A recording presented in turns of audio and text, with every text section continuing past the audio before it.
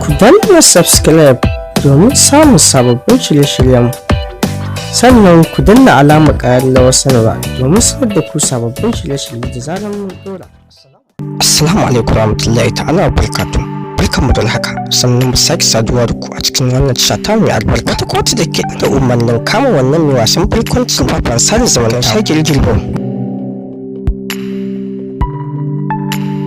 ta kotu da ke jihar Kano ta ba da umarnin kama wannan mai wasan barkwancin da kafafen sada zumunta watakan shagiri kan tuhumar da ake mai akan bacancin da yawa gwamnan jihar Kano Dr. Abdullahi Umar Ganduje. Ba iya Dr. Abdullahi Umar Ganduje ba har da wasu makarraban gwamnati mutum biyu.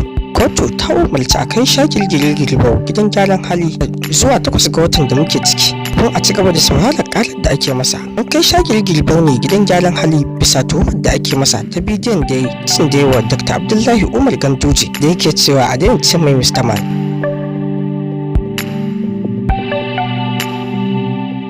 To Allah ya kyauta, duka dai a nan muka kawo ƙarshen shirin namu. Kada ku manta ku danna mana subscribe, sannan ku danna mana alamar ƙararrawar sanarwa domin san da ku sabbin shirye-shiryenmu da zarar mun dora.